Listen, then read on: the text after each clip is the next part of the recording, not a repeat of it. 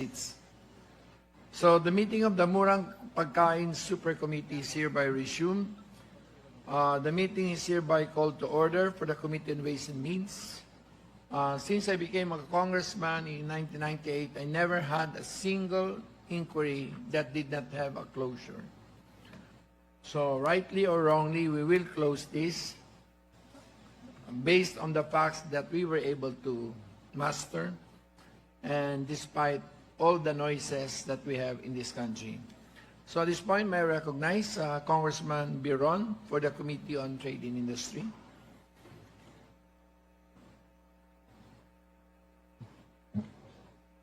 And Congressman Emano for the Committee on Agriculture and Food. Thank you, Mr. Chair. On behalf of the Committee on Agriculture and Food, this meeting is now called to order. Thank you. And may call on my co-chair, my best friend, co-chair Ria Vergara for the Committee on Social Services.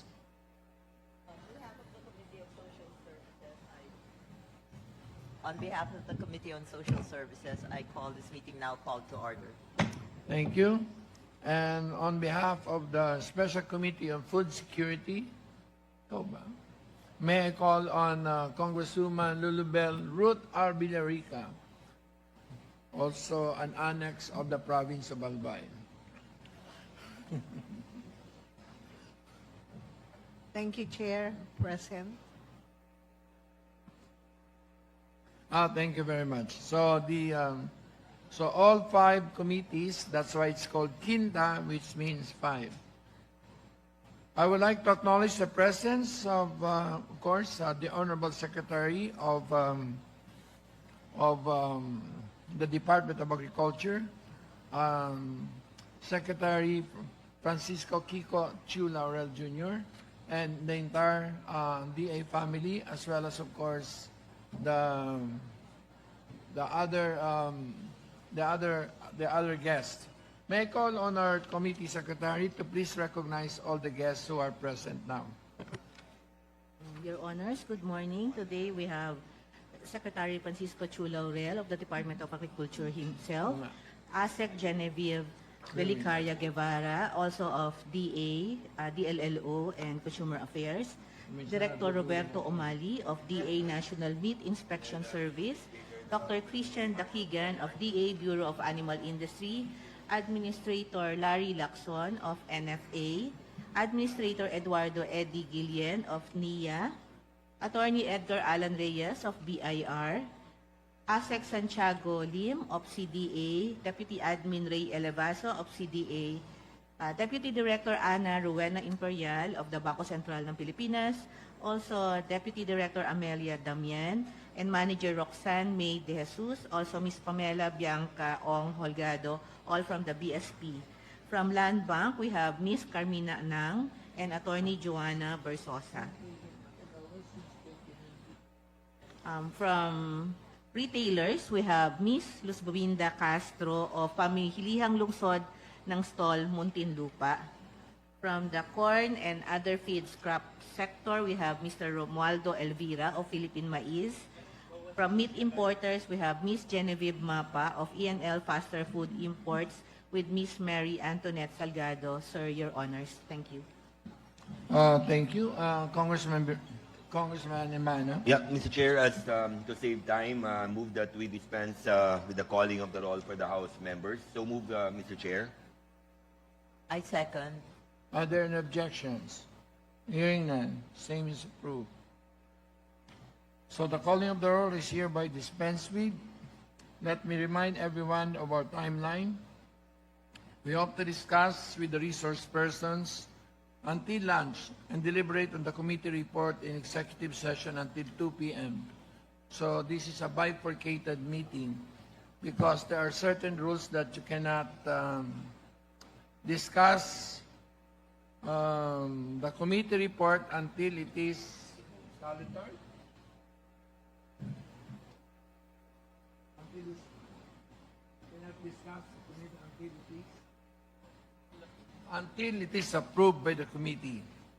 and given the size of this committee, so you can just understand. At this point, may we direct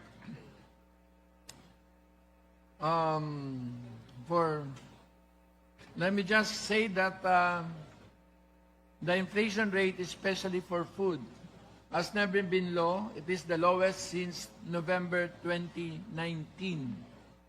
So the current food prices are at its lowest since November 2019.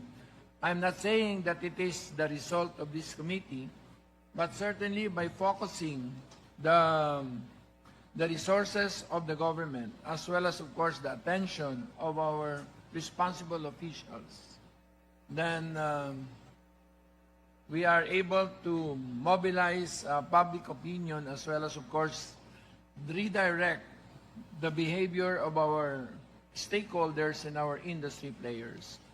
Allow me to revisit the rationale behind the formation of this joint committee, also known as Murang Pagkain Super Committee. Following the adoption of House Resolution 254, authored by Speaker Romualdez, the House of Representatives authorized the Committee on Ways and Means, Trade and Industry, Agriculture and Food, Social Services, and the Special Committee on Food Security to conduct a joint inquiry in aid of legislation to address the problems of rising food prices, potential price manipulation, and the growing hunger crisis.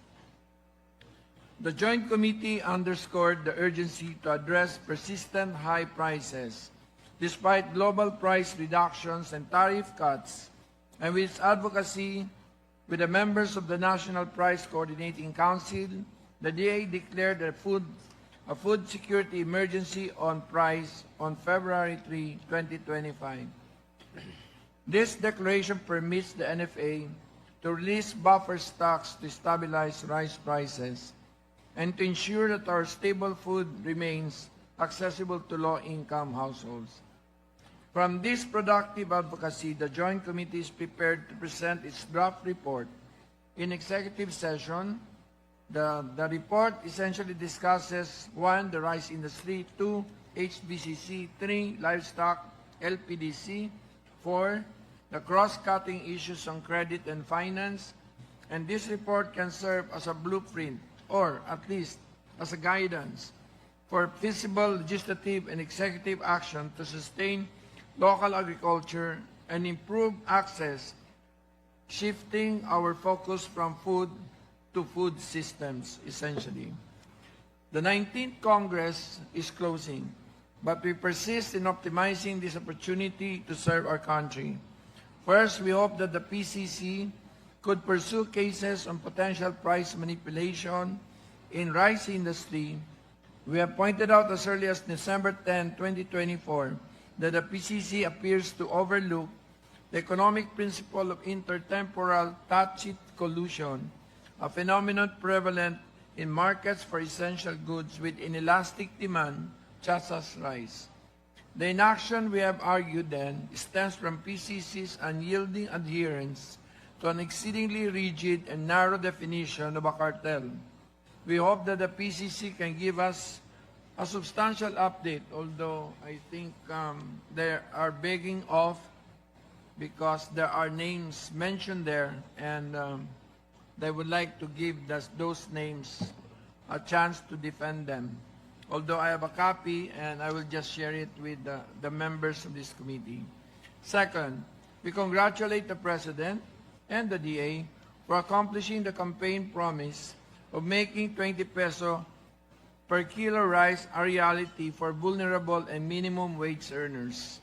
The initiative aims to free up NFA warehouse space and boost rice procurement from local farmers during the summer harvest. We hope that this project can be targeted and sustained in areas prone to price manipulation and with precautions to minimize the impact on farm gate prices, of course, on our producers, the farmers. Third, we would like to thank everyone who spent time and energy on this inquiry. At this point, I would like to call on my co-chairpersons for additional statements. And at this point, may I call on Congresswoman